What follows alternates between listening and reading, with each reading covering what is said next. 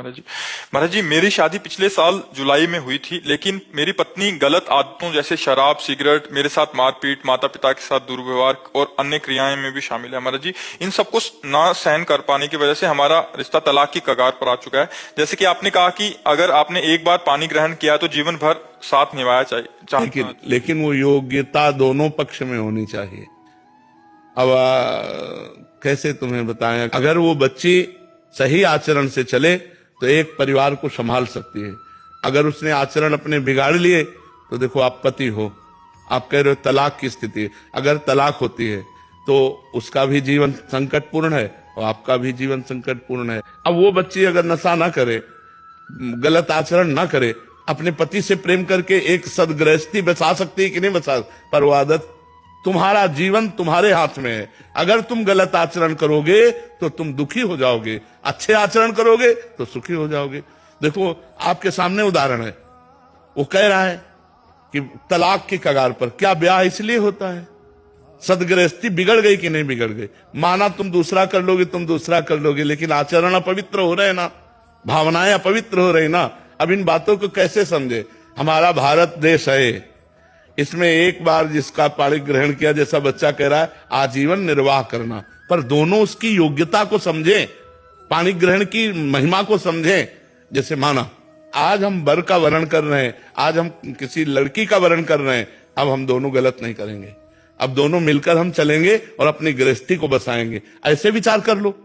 चाहिए कि बाल्यावस्था से जब तक ब्याह ना हो तब तक हम कोई गलत आचरण ना करें। चाहिए ब्रह्मचर्य से रहें, धर्म से रहें, कोई नशा न करें, कोई गंदी बात न करें, और जब पति प्राप्त हो जाए तो बात अलग है।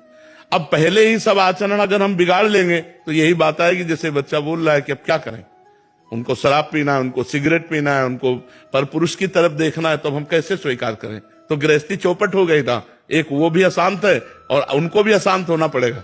ऐसा नहीं कि अशांत ना हो, ऐसे आचरण वाले मिल गए तो अशांति पैदा कर देंगे। ऐसे इनसे भी ज्यादा आचरण वाले है ना, ये क्यों? इसका कारण ये ना, हमारे आचरण बिगड़ गए, हमारे विचार बिगड़ गए, हमारा चरित्रहीनता वही हमको दुख दे रही है। आप विचार करो, संत जन नहीं बोलेंगे, शास्त्र की बात नहीं सुनोगे तो आप सुधरोगे कैसे? जो संतों की बात है थोड़ी कड़वी लग सकती है, लेकिन वो आपको बढ़िया सुधार देगी अगर बात मान जाओगे। अब बच्चा, भगवान का सुमिरन करो और कुसंग का त्याग करो। अगर पत्नी भी कुसंग युक्त है तो उसका त्याग कर दो, नहीं जीवन खतरे में पड़ जाएगा।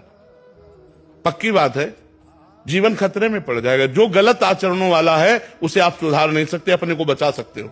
अगर अपने को बचाना है तो आपको संग त्यागना ही पड़ेगा। अगर ऐसे आचरणों से युक्त हो और सुधरने की गुंजाइश ना हो तो तुम भी भैया आनंद से जियो और हमको भी आनंद से जी ले दो। उसमें ये संबंध विच्छेद ही एक दवा है। मारपीट नहीं, हिंसा नहीं, कोई झगड़ा मत करो। बच्चा हो चाहे बच्ची, दोनों को अपने आचरण सुधारने चाहिए। देखो, तुम गलत रहे होगे लेकिन तुमको गलत पसंद नहीं है।